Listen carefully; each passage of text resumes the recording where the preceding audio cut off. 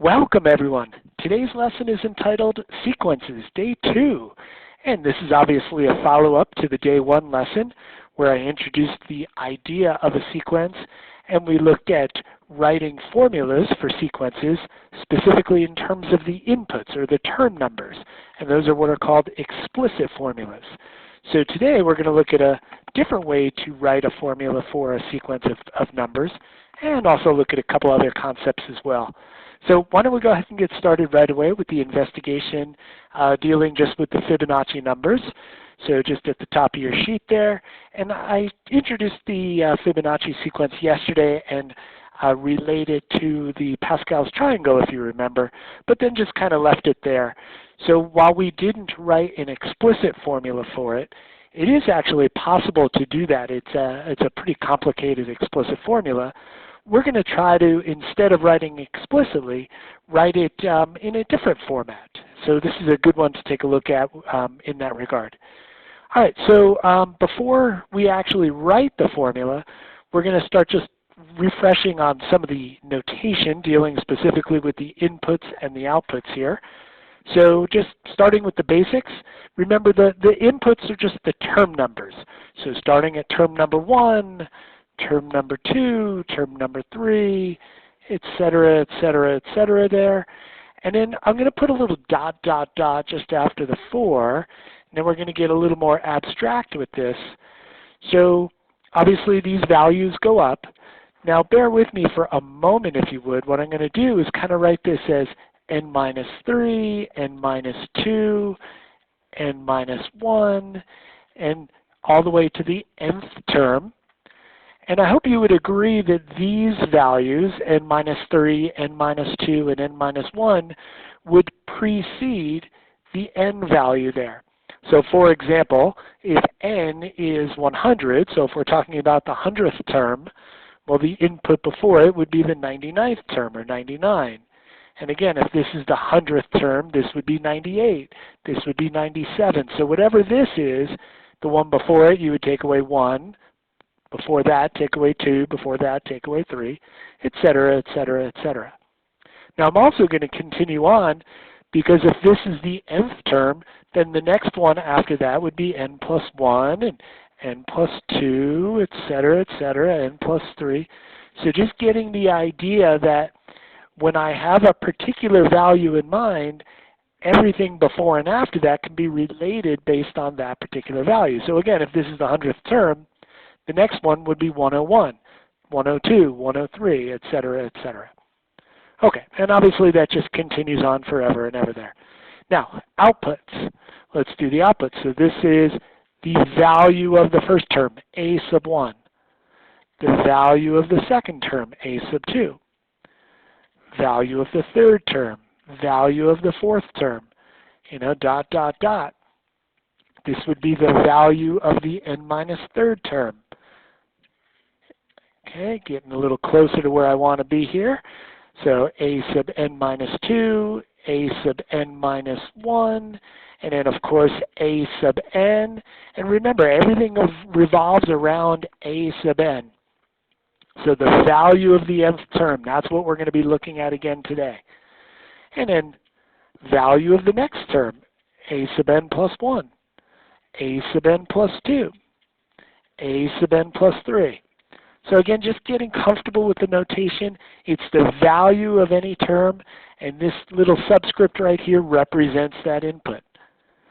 Okay, now let's go ahead and connect it to Fibonacci and look at these values right here. And if I asked you, what's going on in this particular pattern of numbers, my hope is, potentially you've seen this before by the way, but even if you didn't, that you start to recognize that any term is really just the sum of the two previous terms.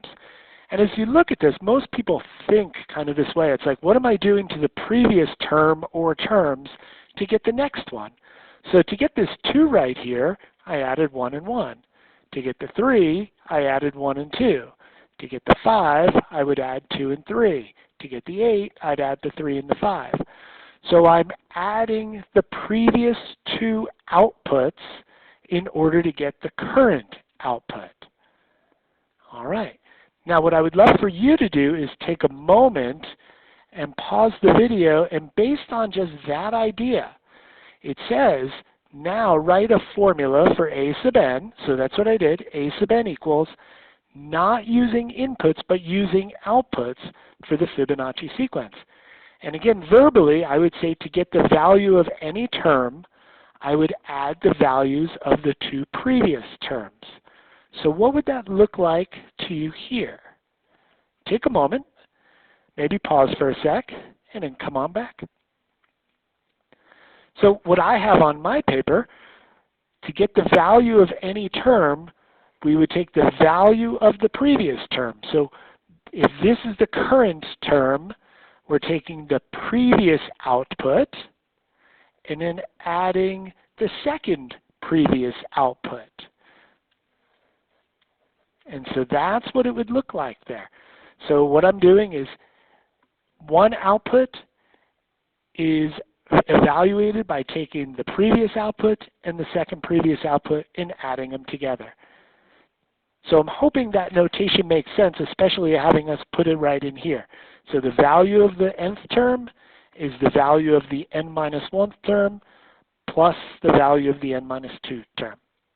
All right, now, one thing we do have to be careful of, because if I just gave this to you and I said, go write the Fibonacci numbers, how would you know where to start? So in this particular case, we actually have to define the first two terms. So we would say, by the way, a sub 1 is 1. That would get me going. But if I need the value of two previous terms, then I also need the fact that a sub 2 is also 1. So that needs to be put in place. So if you didn't have those two pieces, these right here, you wouldn't know where to start the sequence. How do we know it starts at 1 and then 1? Oh, and now I can get the 2 by adding the two previous terms. All right, so I'm hoping that makes pretty good sense using previous outputs as opposed to the input, as opposed to n. Okay, let's move it along here. Let's define what is now called a recursive formula. And as I said, when you look at a pattern, I think most people look at it recursively. You know, what's going on from one value to the next to the next? What am I doing to the previous value to get the next value? And so a recursive formula defines the nth term of a sequence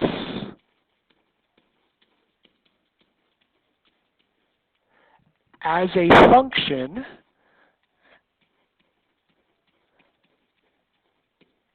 of the previous term. Now Fibonacci's numbers, the recursive formula is a little unique in that it's the previous two terms. For our purposes, everybody will see it just in terms of the previous term, not the previous two terms. All right, so what you see in example 1, just to kind of get us going here, is just a couple examples of what a formula would look like recursively. So notice we have the value of the nth term, and it's based off of the value of the n minus 1 term. So it's the previous output in order to get the current output. Now again, this is absolutely mandatory here, because if this was not here, you would not know where to start, because every value is based on the previous one. So you need the first one to get you going. So if I'm listing the first 6 terms, well, the good news is a sub 1 is just 5. All right, first one's taken care of. So now a sub 2, and I'm just following this formula here, is 2 plus 3, and then this is the value of the previous term. So if I'm looking for a sub 2, then I'm right here should be a sub 1. Oh, and by the way, wasn't a sub 1 already defined? So I'm using the value of the previous term in order to get the current term. And so 2 plus 3 times 5, it's never ideal to put it off to the side here, but I'll go ahead and do that anyway, and that's equal to 17. So now this term is going to help us get the next one. So a sub 3 I do 2 plus 3 times. Now again, if I'm looking for a sub 3, then this is a sub 2. And a sub 2 we already found was 17. So it's just 2 plus 3 times the previous term. In this case, the previous term was 17. And when we do that, everybody, just get 53. Let's do these next couple here. So a sub 4 is 2 plus 3 times a sub 3, which I already solved as 53. So you can see it's what's called a recursion. I'm using the previous value to get the next value. And in this case, I'm getting 161 on that. And I'm going to keep going on just these last two. So it would be 2 plus 3 times a sub 4. And a sub 4 was 161. So that gives me 485 total. And lastly, because it asks for the first 6, a sub 6 is 2 plus 3 times a sub 5. And a sub 5 was already found to be 485. And I would get 1457. So I'm hoping you kind of see the difference between yesterday's lesson when we talked explicitly and today's lesson when we're talking recursively. I need the previous output to get the next output. Every output is based off of the previous one. Okay, very good. I do want to show you just one thing on the graphing calculator before jumping over to part B here. So guys, grab your calculator if you would, please. And looks like I'm pretty much set up. So just if you haven't already, go ahead and hit mode and make sure you go to sequence right there.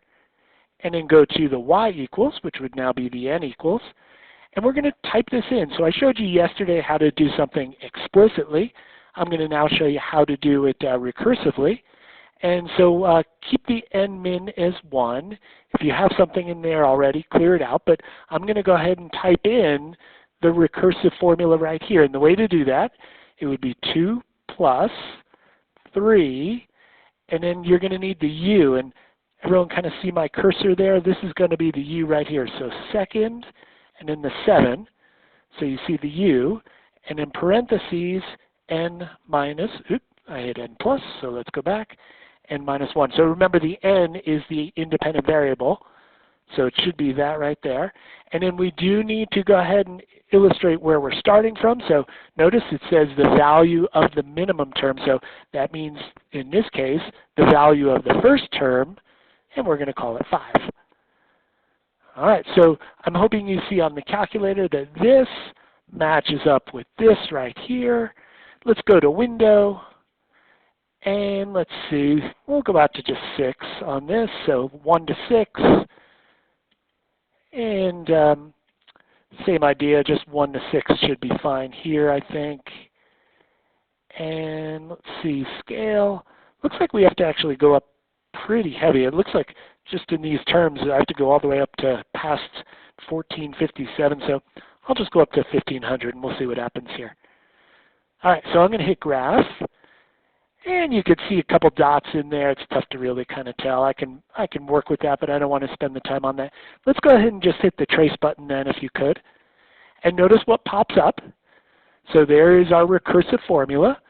And notice when n is 1, the output value is 5. I'm going to move 1 to the right.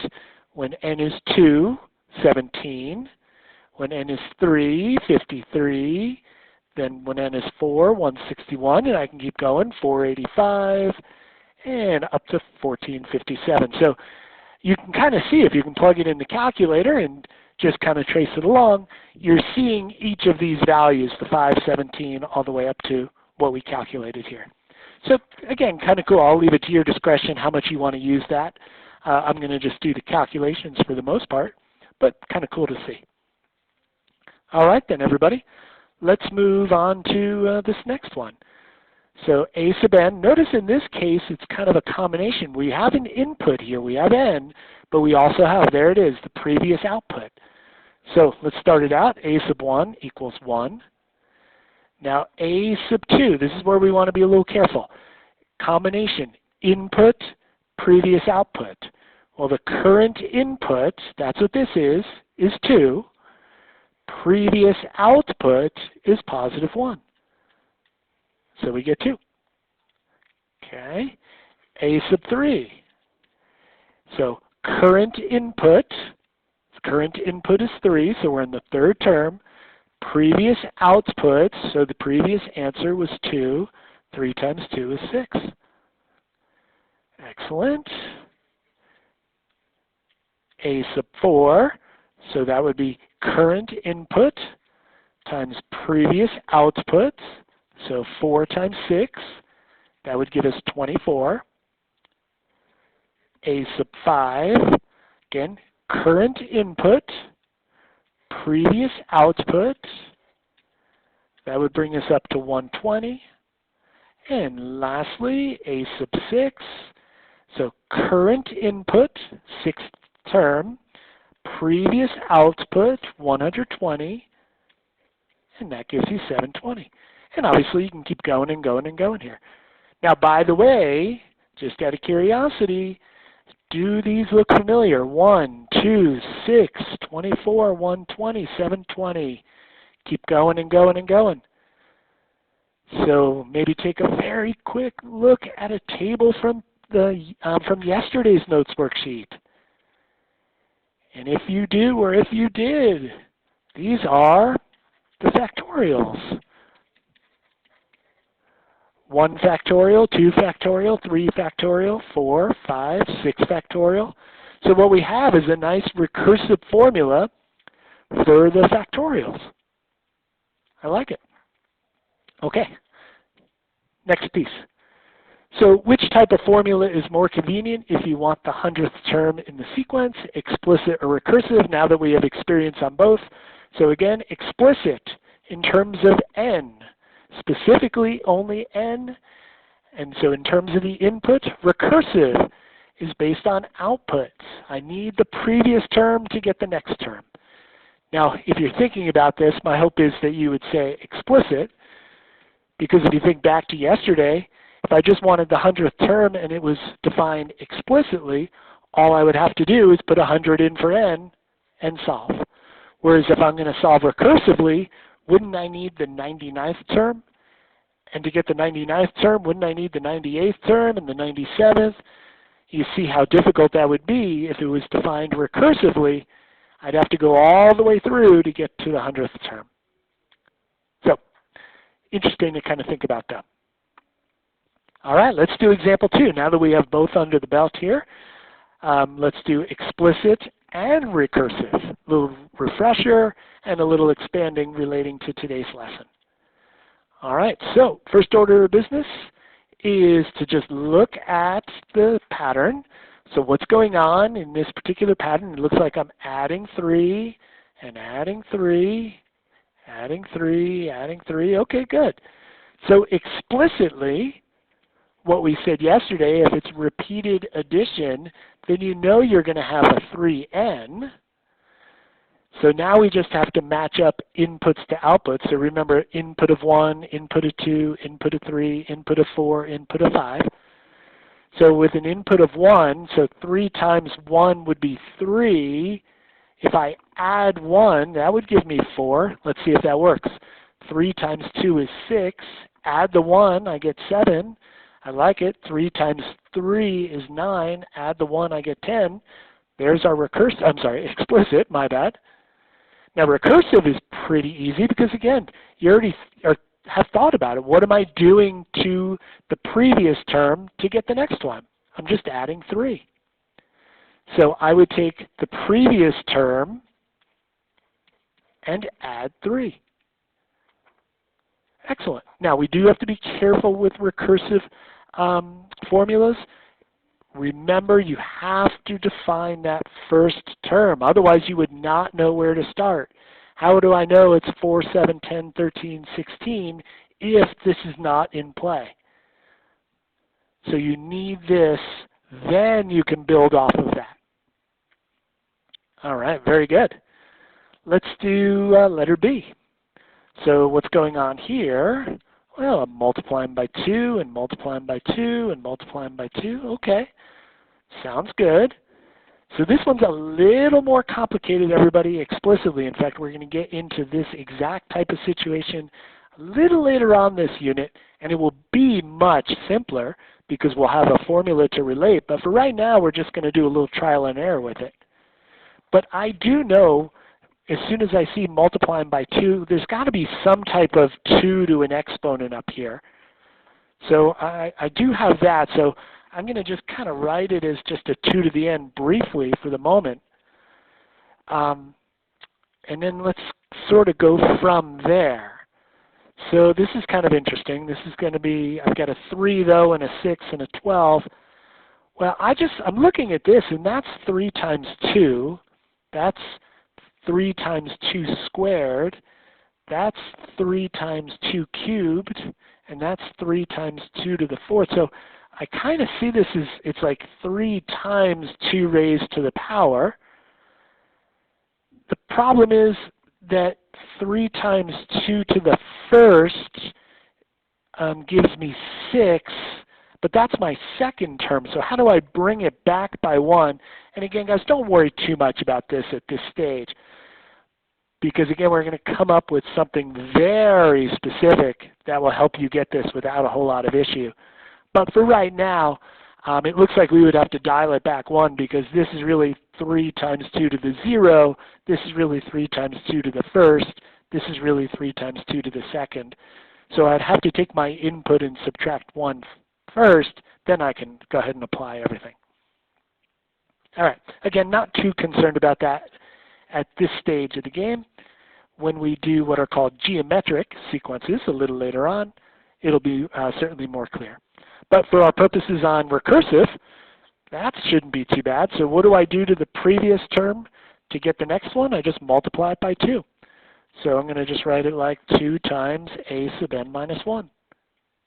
Now the one thing, again, I do have to be careful of is where does the pattern start? And it starts at 3. So this is a semicolon, by the way, just in case you were wondering what the heck was going on there. It's not a J or anything. Okay, great. Let's move on to the back side. So another piece of notation that we're going to see, and we're going to use a little bit here, is what's called sigma notation, sometimes called summation notation. Summation because it's a sum of terms.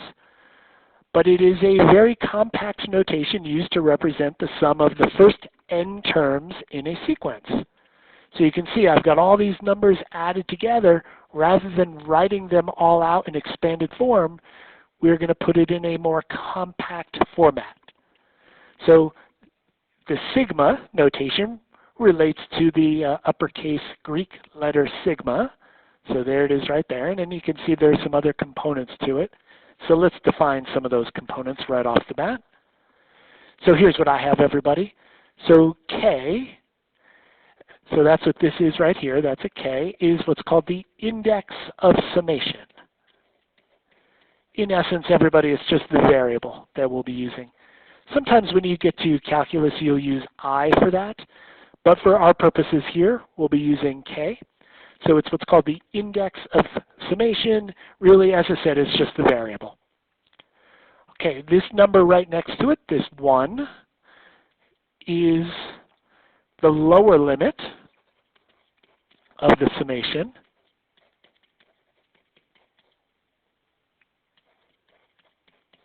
Now, should just make a note that that could be any number. For our purposes, it will mostly be 1, but it doesn't have to be. So I'm just going to write can be any number here. But it'll always be smaller than whatever is on top, because this top value is the upper limit. So we have the lower limit on the bottom and the upper limit on the top. Obviously, the one down below is always going to be smaller than the one on the top. And then lastly, this a sub k very simply would represent, and this is where we do want to be a little careful, has to be the explicit formula. Never recursive, always explicit. formula for what we would call the kth term. So rather than the nth term, it would be for the kth term because our variable here is k as opposed to n. All right, so those are the four pieces.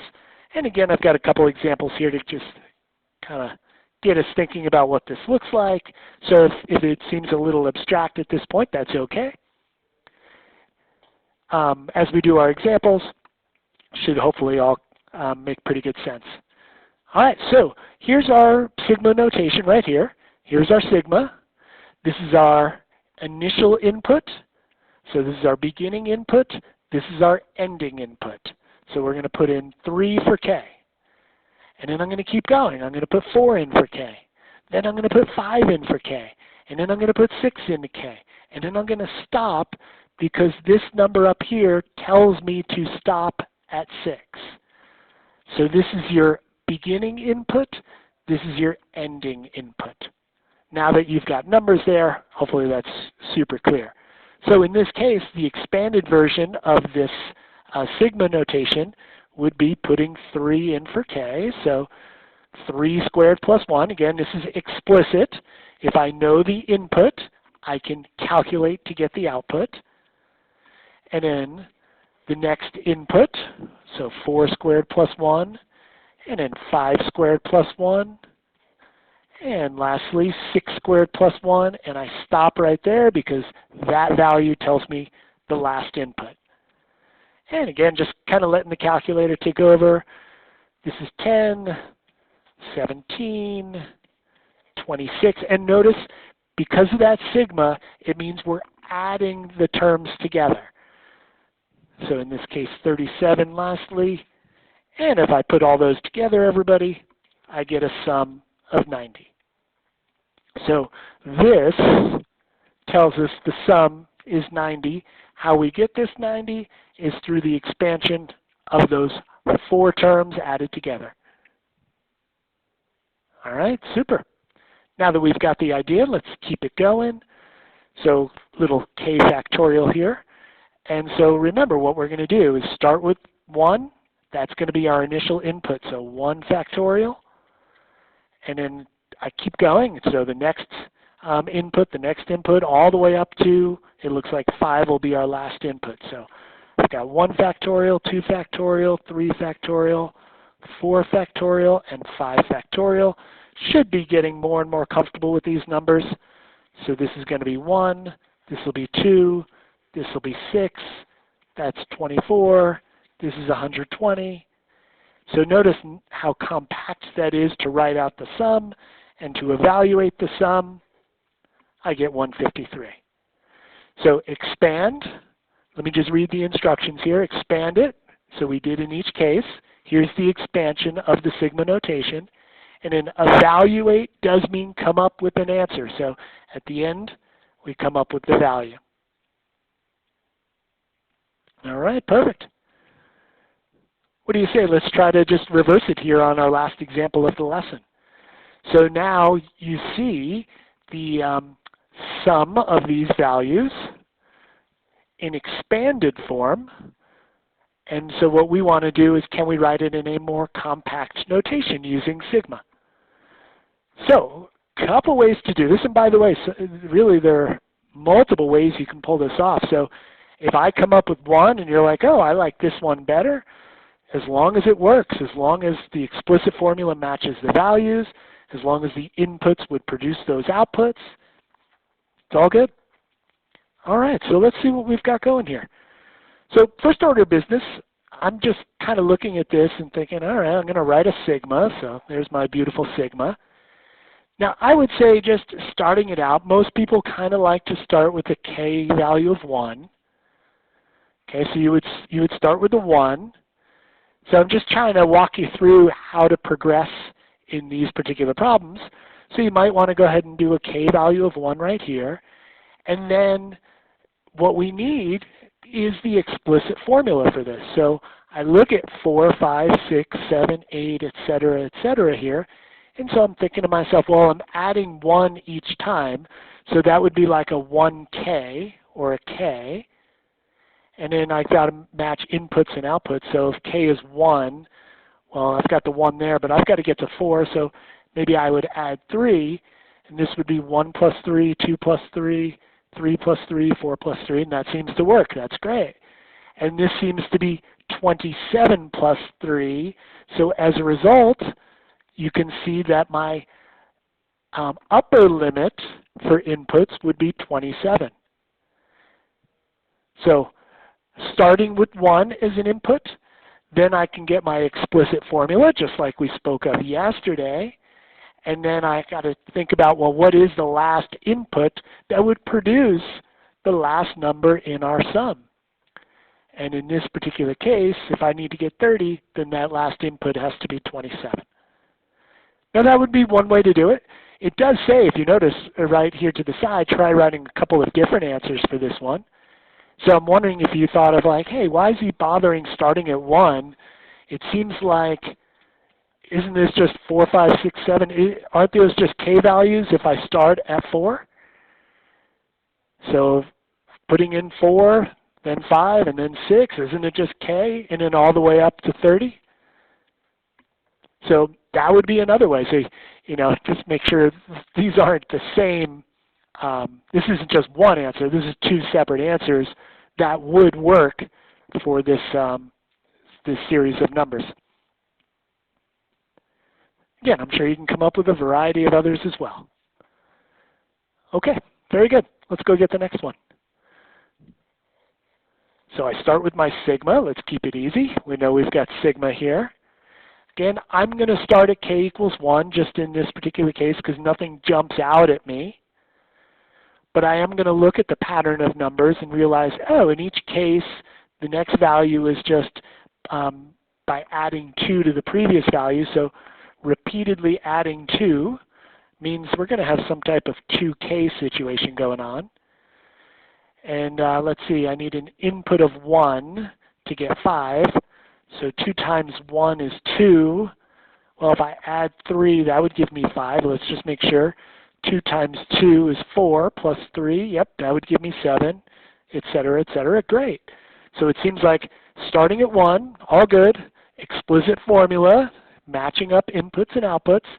And now I need to figure out what is the last input that's going to get me an output of 21 because my sum, it's starting with a value of 5 and going all the way up to a value of 21 there.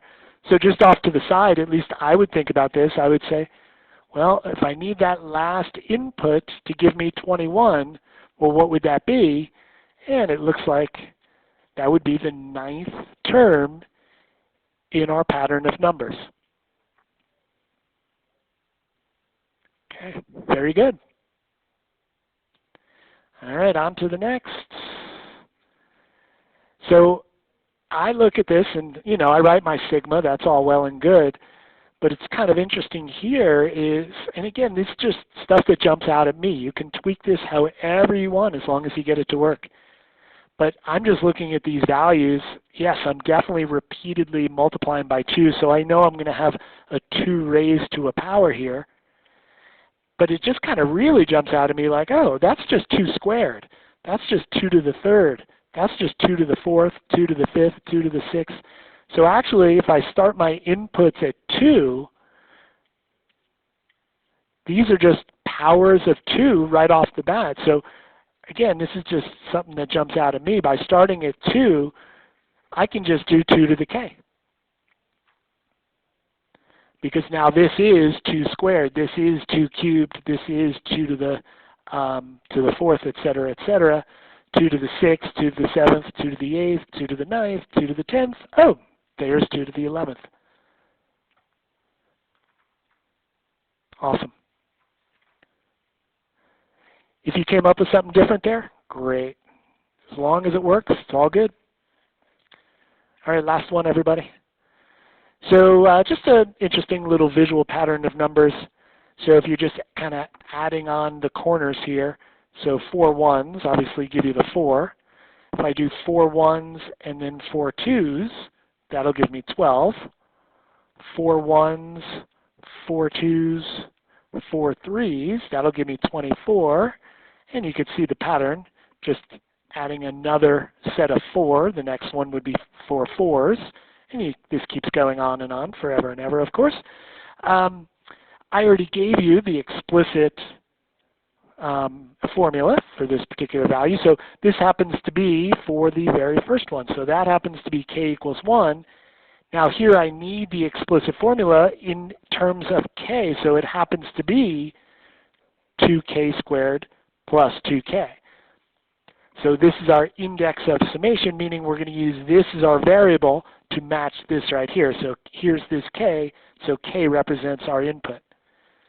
And in this case, if you notice, it's not stopping at a particular value, it's stopping at the nth term. So as a matter of fact, I'm going up to n, because in this particular case, if I put n in for our index of summation, so if I put n in for k, then I get this. I get the last term in our series of numbers. So most of these others, notice, stopped at a very particular numerical value. Here it stopped at the algebraic expression in terms of n. So that's why I stopped at n. Okay, so 2 days dealing with some sequences. We'll move on and start to get very specific with types of sequences and what are called series, which is what these are when you're adding the pattern of numbers together. So some very specific sequences and series coming your way. Thanks, everybody.